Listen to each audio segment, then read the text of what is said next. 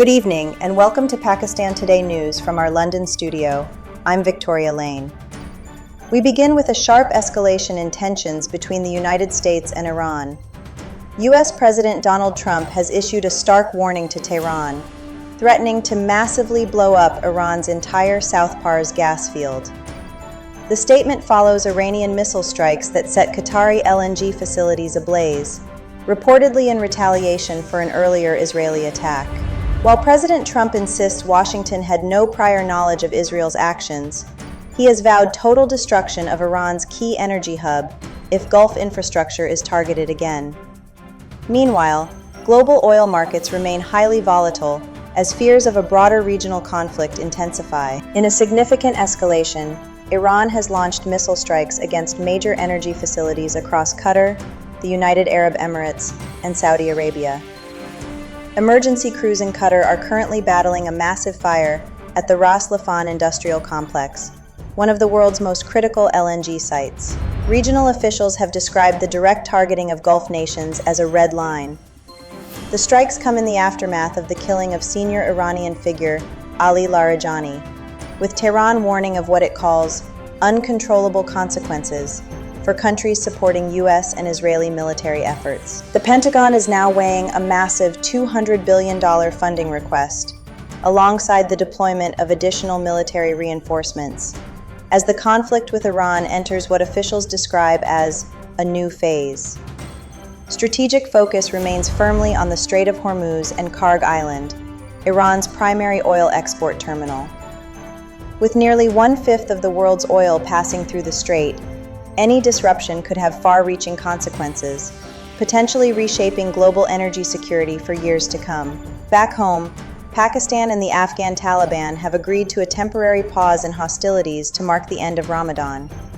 The truce, brokered by Saudi Arabia, Qatar, and Turkey, will take effect from midnight tonight and continue through March 24th. The agreement follows weeks of deadly cross-border clashes. However, Islamabad has made it clear that Operation Ghazab lil Haq will resume with renewed intensity if any terrorist incidents occur during the holiday period. Despite the ceasefire, tensions remain high. Afghanistan has held mass funerals for victims of a deadly airstrike in Kabul. Taliban authorities claim more than 400 people were killed when a drug rehabilitation center was struck, calling it a blatant violation of sovereignty.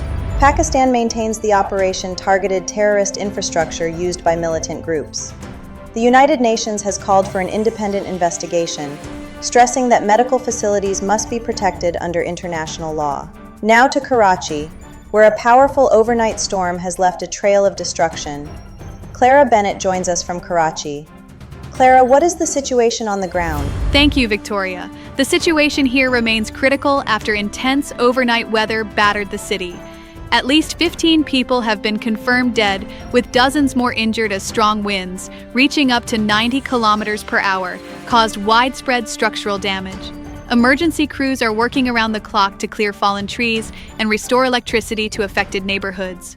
Authorities have urged residents to remain indoors as further rainfall and potential hailstorms are expected in the coming hours. The city remains on high alert as recovery efforts continue. Thank you, Clara, for that update. Finally, Chief of Defense Forces Field Marshal Asim Munir has issued a stern warning against domestic instability, stating that any violence triggered by foreign events will not be tolerated. Speaking to religious scholars in Rawalpindi, he emphasized that maintaining national security remains the country's top priority. Meanwhile, a recent U.S. intelligence report has labeled Pakistan's missile technology as a significant threat, suggesting future capabilities could extend to the U.S. mainland. The Pakistani government has not yet issued a formal response to these claims. That's all for now. You're watching Pakistan Today News. I'm Victoria Lane.